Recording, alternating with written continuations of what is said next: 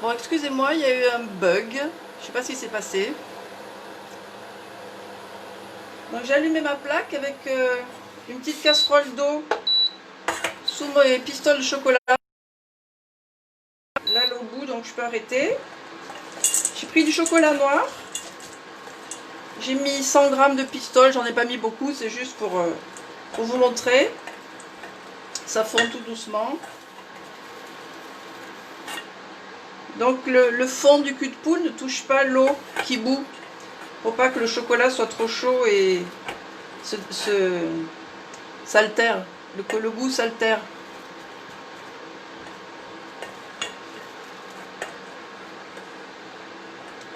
Ça fond tout doucement.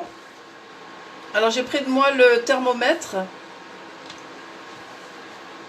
pour surveiller.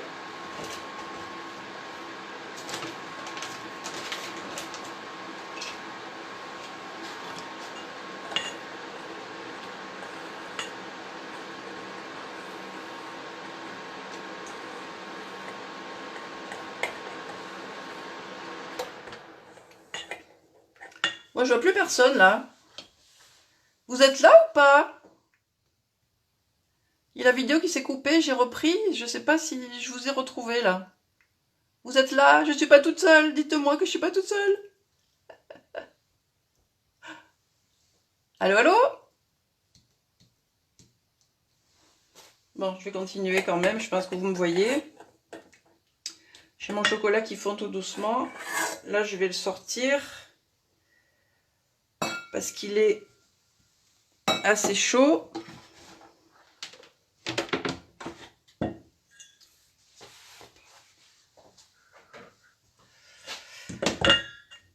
Alors, je vais vérifier la température. Là, il est à...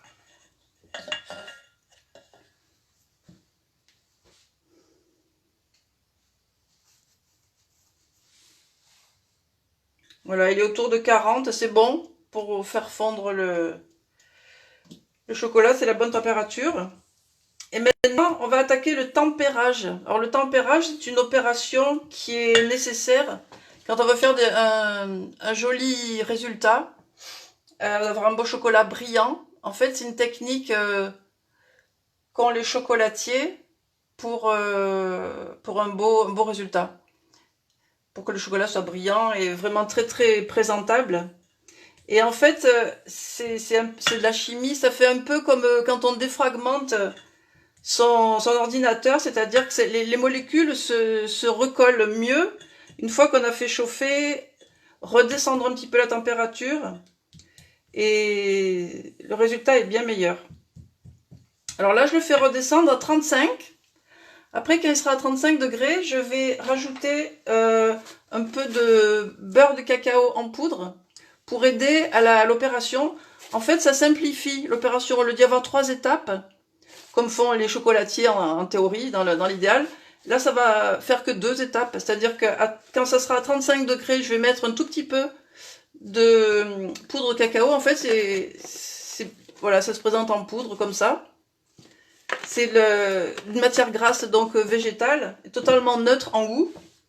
Et ça va rendre notre chocolat plus fluide et avec un meilleur fini. Voilà. Donc là, je le mets quand le chocolat est redescendu à 35 degrés. Là, je fais un petit peu refroidir tranquillement, sans se presser.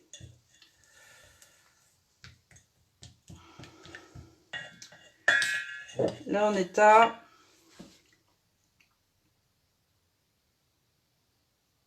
Ça monte encore un peu. 36, 37, ouais. J'attends encore un tout petit peu. Et en quantité, on doit mettre 1% du poids de chocolat. C'est-à-dire que là, j'ai 100 grammes de chocolat. Donc, je vais devoir mettre 1 gramme. Et j'ai regardé à peu près. 1 gramme, ça fait la moitié d'une cuillère à café. Voilà. Donc, il en faut peu. Mais ça suffit pour l'opération qu'on veut réaliser, quoi.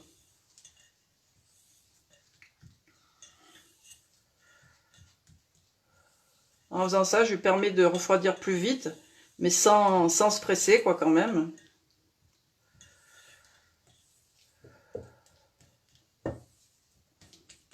Quand il est à 35 degrés, Donc je vais rajouter le mi-cryo, je vais le mélanger pour qu'il fonde bien dans le chocolat chaud. Et après on va encore un petit peu baisser jusqu'à à peu près 30 degrés. Et là à ce moment-là on peut le travailler. Coucou Jacqueline!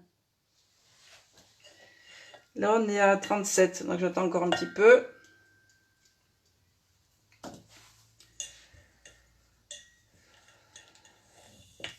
Vous connaissez les mendiants? Je pense que tout le monde a dû en faire au moins une fois, non? Pour essayer.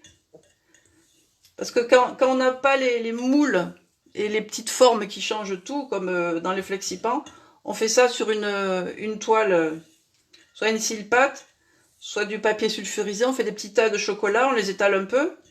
Et après, on met dessus toute la garniture, ce qu'on veut, hein, c'est assez varié. Et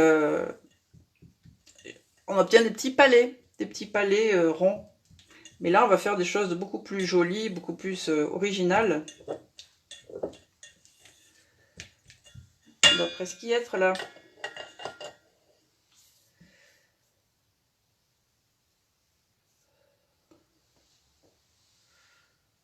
Ouais, voilà, c'est bon. On est à 34, 35. Là, je vais mettre un petit peu de mi-cryo, c'est le nom commercial, mais c'est du beurre de cacao en poudre. Donc je mets une cuillère pas pleine, quoi. Voilà, comme ça à peu près. Hop! Et ça va fondre dans le chocolat qui est chaud. Enfin chaud, maintenant il est tiède, mais bon. J'attends un peu. Ça va se mélanger, ça va disparaître.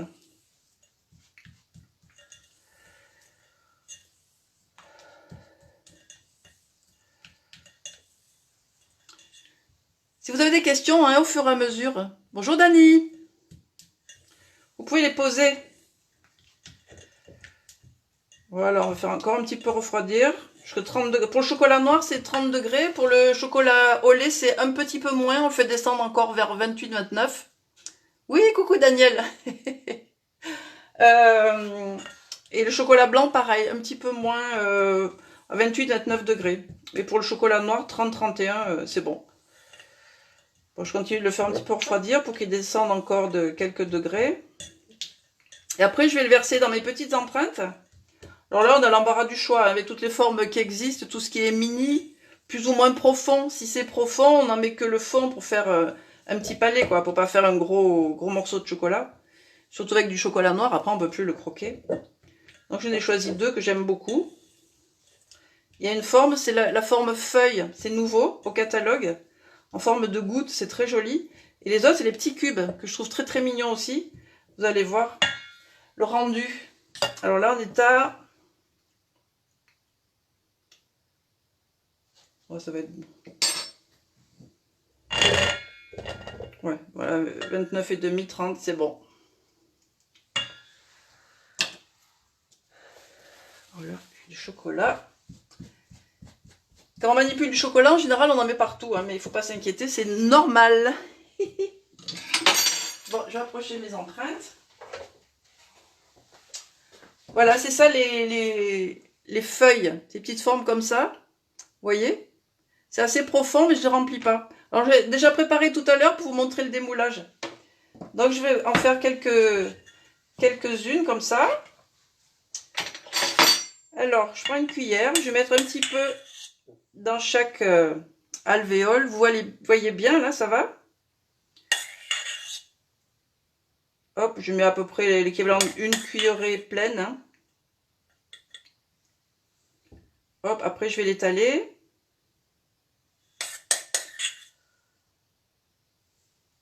Hop. Je vais en faire que quelques-uns, puis je vais faire les autres dans les petits cubes. Vous verrez comme c'est mignon. Donc pour égaliser, je tape un peu. Voilà, comme ça se répartit bien dans l'empreinte. Et je vais vous montrer les autres, les petits cubes. Voilà, ça aussi c'est tout mignon. On fait énormément de choses dedans. Il y en a 48 dans la grande plaque, donc ça fait vraiment beaucoup de production à la fois. Et là aussi j'en ai fait tout à l'heure avec du chocolat blanc pour vous montrer le démoulage. Je vous montrerai après. Donc je continue, je mets mon... Vous voyez bien là, ça va? C'est bon, c'est bon. Coucou Annie. Pareil, je remplis pas, hein, ça ferait trop épais. Ça serait trop dur.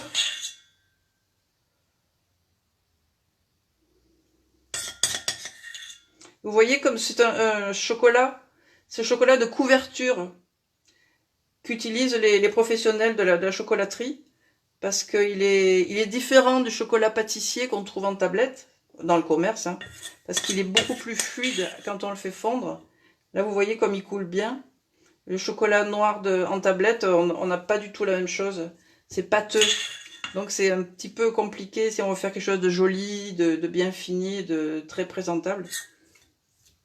Moi, depuis que j'ai appris à faire les chocolats, quand je suis devenue conseillère, hein, ça fait pas mal d'années maintenant, mais depuis, je n'achète plus du tout, j'achète plus de confiserie, je fais tout moi-même. Je fais tout ce qu'on peut faire à la maison, hein, avec un petit peu de technique, voilà, avec les empreintes, les moules, évidemment, ça aide. Coucou Claudette. Et on trouve, ben, sur la boutique, vous verrez, on trouve de tout ce qu'on veut pour pouvoir faire soi-même ces confiseries. Il y a les jolis sachets en cellophane, décorés ou pas, qu'on peut aussi trouver. Là aussi, je vais taper pour le chocolat.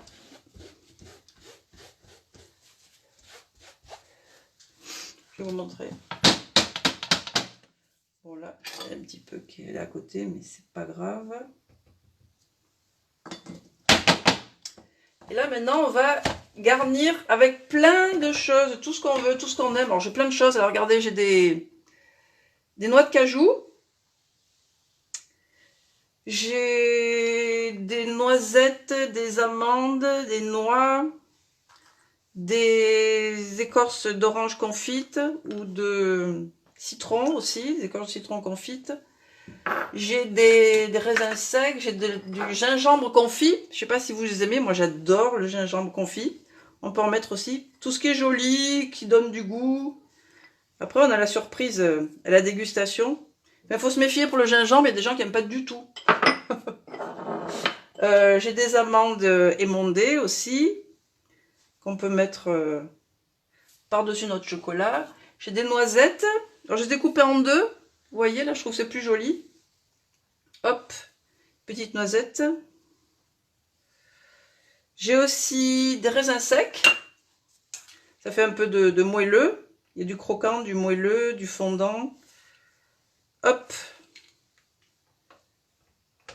Hop. J'ai des petites billes décoratives aussi. Coucou Delphine. Les beiges là, c'est au caramel, au beurre salé. On trouve ça sur la boutique aussi. C'est biscuité, c'est pas trop dur. Parce qu'il y en a qui sont en sucre, c'est très très dur. C'est pas très agréable à la dégustation. Celle-ci, c'est du biscuit enrobé. Donc c'est très mignon, c'est bon. Enfin, vous pouvez mettre exactement tout ce que vous voulez dedans, dessus. Selon votre... Ou vous pouvez mettre qu'un cerneau de noix, par exemple, ou qu'une noisette, enfin, selon la forme que vous avez choisie. Vous pouvez évidemment faire ça aussi dans les mini tartelettes, hein, ça se prête bien, ça fait des jolis petits palets. Bon, qu'est-ce que j'ai pas mis? J'ai des pistaches aussi. Je les ai coupées en deux pour qu'on voit bien la couleur. Vous voyez bien là comme ça? Petite pistache. On peut mettre tout ce qu'on veut. C'est joli, c'est bon, c'est appétissant.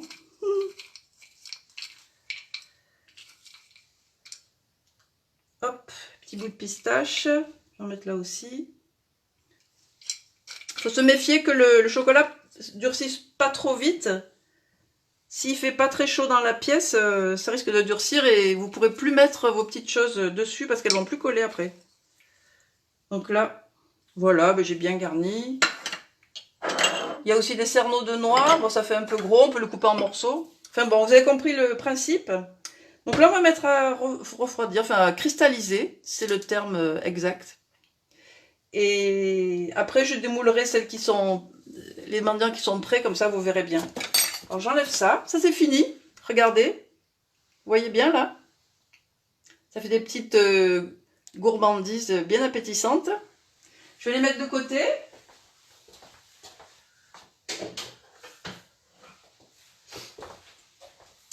Et maintenant, on va attaquer le pralin. Je ne sais pas si vous en avez déjà fait. Là, ma roule-pâte, je nettoie avec un coup d'éponge. Hop. Oui, le pralin, en fait, ça se fait avec des amandes ou des amandes et des noisettes en mélange. Souvent, c'est ce qu'on trouve dans le commerce. C'est amandes et noisettes mélangées. Et qu'on va faire caraméliser à la poêle, tout simplement. Alors, je reprends ma plaque. Je vais prendre une poêle. Voilà. Et alors, j'ai un mélange de... Là, donc j'ai pris des noisettes et des amandes. Alors, ce que je ne vous ai pas précisé, c'est que les fruits oléagineux que j'ai utilisés pour mes mendiants, je les avais fait torréfier avant, au four, pour exhaler le goût. Ça a vraiment beaucoup plus de goût, c'est bien meilleur. Donc, les noix, les noisettes, les pistaches et les amandes, je les ai fait torréfier, c'est à peu près 10 minutes à 180. J'ai mis ça sur la scie-pâte au four. Et là, on va hacher grossièrement nos amandes et nos noisettes. Là, j'ai le Tornado, c'est un petit hachoir à main qui est très pratique pour les petites quantités.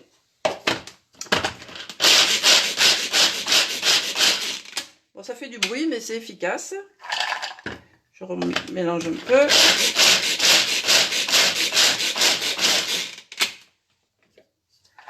Ça commence. Ça sert aussi aux herbes.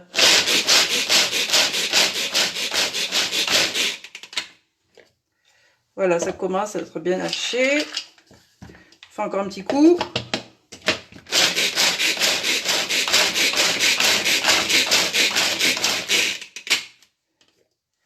Voilà. Je mets ça dans ma poêle. Et ça, ce petit hachoir, il est très bien aussi pour les herbes. Et vous avez avec un petit panier. Une fois que vous avez haché vos herbes, enfin avant de les hacher plutôt, pour les mettre à essorer. C'est comme une mini essoreuse à salade. On met le couvercle, pareil. On fait tourner. Et si après, donc vos herbes sont essorées, vous les mettez dedans, vous les hachez. Et ça vous fait une boîte aussi fermée pour mettre au frigo, avec son petit couvercle. Voilà, donc c'est très très pratique, c'est petit, ça prend pas de place. Et c'est multifonction. On peut aussi avec, par exemple, faire un guacamole en mettant des morceaux d'avocat. On peut faire un tartare de poisson aussi. Ça se hache très bien avec ça pour que ça ne soit pas trop mixé. Donc voilà, là on a nos noisettes et nos amandes. Je vais allumer ma plaque. Je vais commencer par les faire chauffer. Après, je vais mettre le sucre par-dessus. On va laisser caraméliser. Bon, là, il y a des morceaux assez inégaux, mais c'est pas grave. Ça va croustiller sous la dent. D'ailleurs, quand il y a des gros morceaux qui sont caramélisés, on peut les mettre aussi sur les mendiants. C'est très bon. C'est délicieux aussi dedans. Je vais faire un peu chauffer. Est-ce que tout va bien ? On trouve quoi où, Dani? Coucou Anne. Qu'est-ce que je prépare de bon? Du pralin. Tu dois savoir faire ça, toi, non? Voilà, ça commence à grésiller.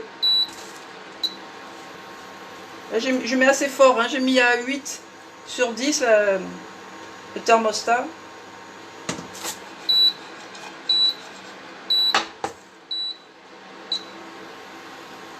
Donc ça se chauffe un peu. Après, je vais mettre du sucre en poudre. Et je laisse caraméliser, c'est tout. La boîte, sur la boutique. Tornado, il s'appelle. Avec ses lames. Tornado, sur la boutique Guy de Marle.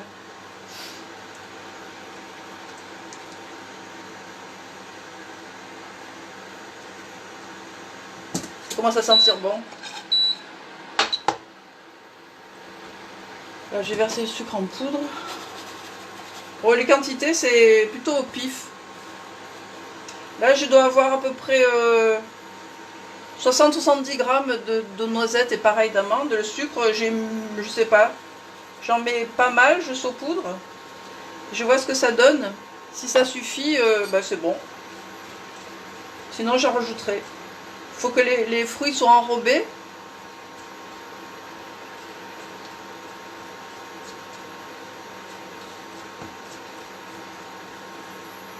Bon là je vais baisser parce que ça va trop fort. Je vais mettre à 4. Sinon ça va brûler.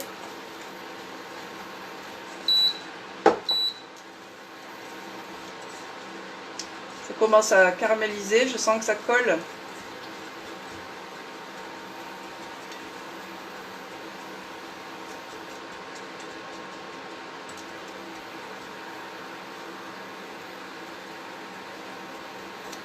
Tout va bien?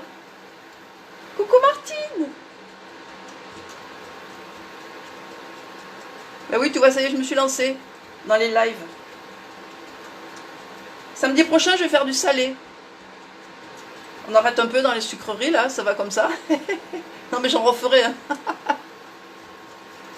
Je pense faire une bûche le week-end d'après. Et puis des chocolats, mais des vrais chocolats, des bonbons de chocolat, quoi. Ça, c'était juste une fantaisie, hein. Les mendiants et les florentins qu'on a fait l'autre jour. Oui, c'est dommage, Claudette. C'est certain, vous voyez, ça commence à changer de couleur. Il ne faut pas aller trop fort, hein, sinon on perd tout, hein, c'est sûr, ça va aller trop vite et brûler. Ça grésille, ça grésille. Je vais mettre encore un peu de sucre peut-être. Je mets encore une fine couche de sucre.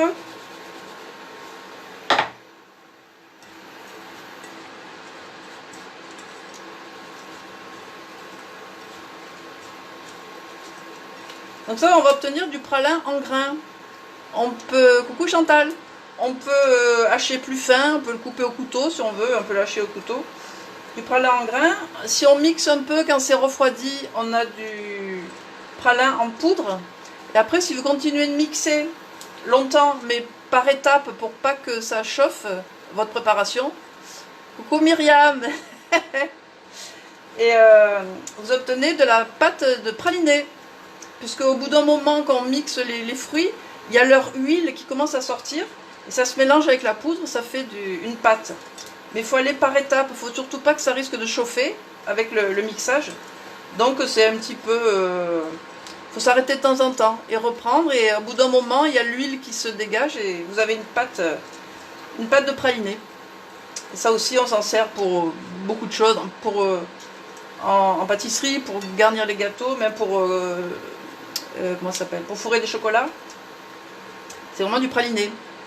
Vous pouvez faire vous-même sans difficulté.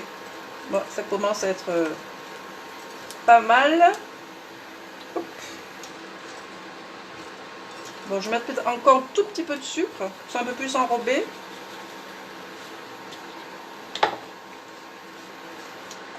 Alors, t'as fait du pain, Myriam? Je sais pas s'il est bon, mais il était beau, hein. Je pense que vous avez vu sur ma page, j'ai mis une vidéo pour fabriquer le pain sans pétrissage. Et il y a Myriam qui est ici présente, qui est ma nièce, qui a testé cet après-midi, elle m'a envoyé les photos, enfin elle a très bien réussi. Et je pense que toute la famille va se régaler. Alors le problème avec ce pain-là, c'est qu'il est tellement bon qu'on en mange 2 fois plus. Mais on se régale. Vous voyez ça, comment ça change de couleur? Ça prend la couleur caramel, ça brunit un peu.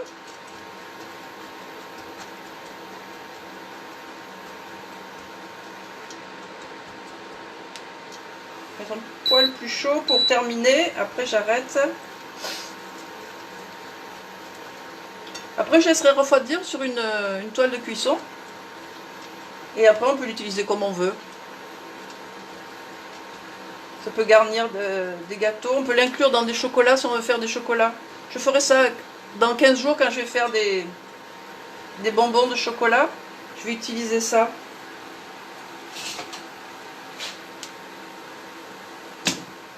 Du pralin pour garnir, ça rend croquant. C'est très agréable à la dégustation. Puis ce goût en même temps de fruits secs torréfiés et de caramel. Ah, ça y est, c'est trop chaud. Hop là, on éteint. Ça commence à fumer. Stop.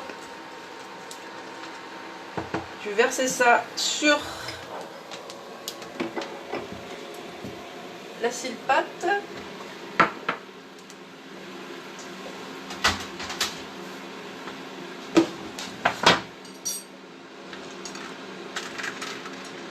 Voilà, ça va refroidir.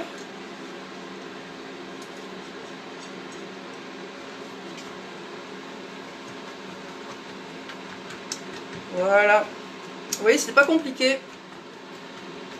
C'est rapide. Bon, vous surveillez quand même, hein. Faut pas lâcher de l'œil. Hein. Voilà, comme ça sera pas trop collé. Après, ça fait des paquets. On peut le casser facilement. Hein. Et ça, si je me sers pas de tout, parce que je le fais quand je prépare des friandises pour Noël, je mets sous vide et ça se garde très bien sous vide. Ça bouge pas, ça se ramollit pas. Si c'est pas sous vide, ça se ramollit, donc on perd le croquant, c'est dommage. Voilà, et plus qu'à laisser refroidir. Voilà, je vais mettre de côté.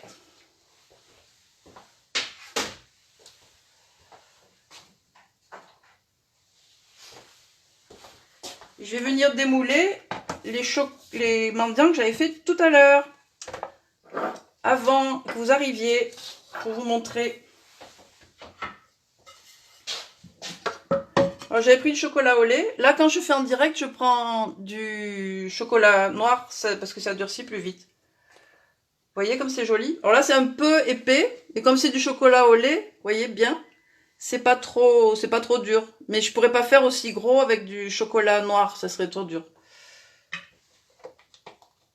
Là, pareil, j'ai mis des raisins secs, des petites billes, enfin, selon. Là aussi, il y a des morceaux de gingembre, de fruits. Vous pouvez aussi mettre des fruits confits, comme les cerises confites, ça fait un peu de couleur, c'est mignon aussi. Voilà nos petites gouttes. Et là, il y a les autres de tout à l'heure au chocolat noir qui durcissent. Je sais pas si c'est pas déjà... Ouais. Voilà, vous voyez, c'est plus petit, c'est plus honnête, on va dire. Là, c'est pas complètement dur. Mais je peux le démouler quand même. Vous voyez comme c'est joli? Et c'est pas que joli.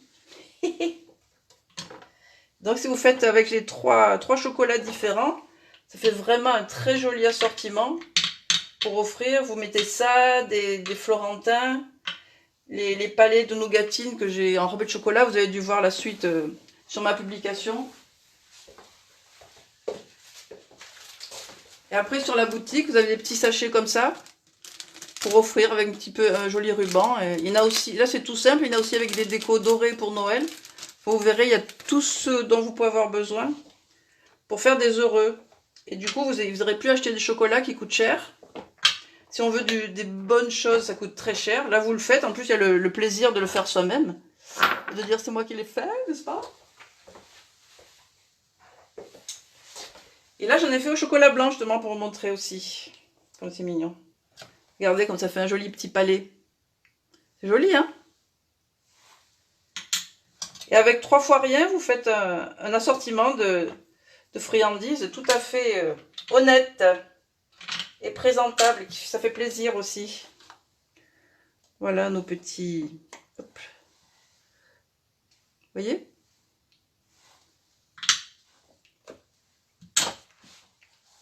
Ici, il y a des pistaches. Ça fait un peu de couleur.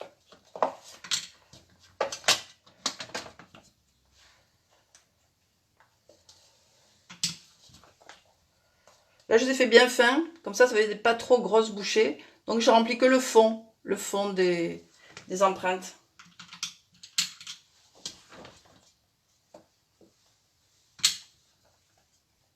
J'aimerais bien pouvoir vous en offrir, mais pas pour aujourd'hui. Hop.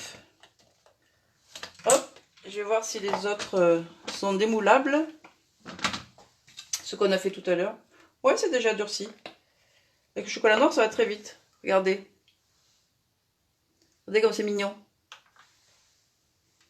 Ça présente bien, hein? Hop. Et dessous, regardez, c'est impeccable. C'est bien lisse, c'est bien net, bien propre.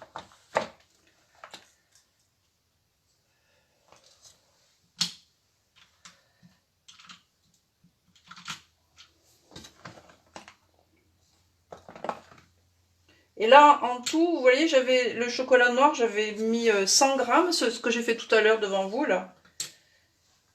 Et il y avait à peu près la même chose en chocolat au lait, chocolat blanc. Donc vous voyez, avec 300 grammes de chocolat, quelques petites choses en garniture. Voilà, on a fait un joli plateau. C'est joli, c'est appétissant. Et c'est bon. Regardez. Il n'y a plus qu'à. Ça se garde combien de temps? Alors, j'ai jamais testé sur le long terme, Dani. Vous devez vous douter pourquoi. En fait, j'en fais une grosse quantité, je les offre. Parce que dans mon travail, je suis auprès des personnes âgées. Elles ont tout droit à leur sachet de friandises à Noël. Mais ça se garde à l'abri. Alors, le chocolat, c'est surtout à l'abri de l'air et de l'humidité. Mais pas au frigo. Et le chocolat n'aime pas le frigo. Il y a une atmosphère humide. Ça convient pas. Mais au sec et au frais. Enfin, frais. Pas à la chaleur, quoi. On peut le conserver mettez dans un tupperware parce que ça va se dessécher sinon. Mais pas au frigo. Mais à l'abri de l'air, oui, je pense que c'est bon. Voilà. Et je vous montre notre... Oui, c'est devenu dur. On peut le casser comme ça pour en faire des éclats. On peut le mixer pour en faire en poudre aussi. Mais la prochaine... Coucou Eugénie. Mais la prochaine fois, dans 15 jours, je ferai des chocolats en bouchée. Je m'en servirai pour les garnir. Vous verrez. Voilà, ben c'est déjà fini. C'est rapide, hein. Ça aussi, il faut le garder au sec, vraiment au sec. Donc c'est pour ça, moi, je le mets sous vide. C'est vraiment le mieux. Voilà. On a nos fruits caramélisés. Eh oui, on n'a pas le temps de les conserver. On est bien d'accord, Lily. Ah oui, merci. Alors, Anne est une spécialiste que je ne suis pas. Elle nous dit, pour le chocolat, alors entre 18 et 20 degrés. Ouais, c'est ça. Pas ni chaud ni froid, en fait. Pas au frigo, mais... Voilà, dans une pièce plus fraîche ou comme ça, à l'abri de l'air aussi. Coucou Nicole. Voilà notre pralin. Alors, vous pouvez faire plus fin hein, quand vous hachez. Vous pouvez aussi les mixer pour faire non pas de la poudre, mais quelque chose de plus fin. Voilà. Et ben voilà, c'est fini. Donc, samedi prochain, à la même heure, je vous ferai du salé, pour changer un peu. Je vais vous faire des petites préparations pour l'apéritif, quelque chose de très joli, très raffiné, mais très facile à faire, comme toujours. Et une petite entrée jolie, dans des très jolis moules aussi, une entrée plutôt festive, plutôt élégante et raffinée aussi. Voilà, ben, j'espère que vous allez passer un bon dimanche, je vous le souhaite en tout cas. Si vous voulez refaire des petites choses comme ça, allez-y. Vous avez vu comme c'est simple, puis ça va vite en plus. Vous avez vu le temps que je fasse mon pralin, le chocolat noir était pris déjà, était cristallisé. Donc voilà, voilà. Et bon, la vidéo sera en replay sur ma page, hein. Vous allez la retrouver. Et je vous mettrai je pourrais mettre quelques détails techniques si ça vous intéresse. Puis je vous mettrai le programme de la prochaine fois. Je fais le samedi parce que dans la semaine, je ne suis pas disponible. Voilà. Bon, ben je vous dis à bientôt. Au revoir Daniel. Merci d'être venu, c'est très très sympa. Ça me fait vraiment plaisir. Je vous embrasse. Au revoir Claudette, Daniel, Myriam, Dani, tout le monde. À bientôt. Je vous embrasse. Bye bye. Au revoir Anne. C'est sympa d'être passée. Anne est une collègue et néanmoins amie. Au revoir Dani. Je vous embrasse. À bientôt. Au revoir Annie. Portez-vous bien. Ciao Lily. Ok. À bientôt.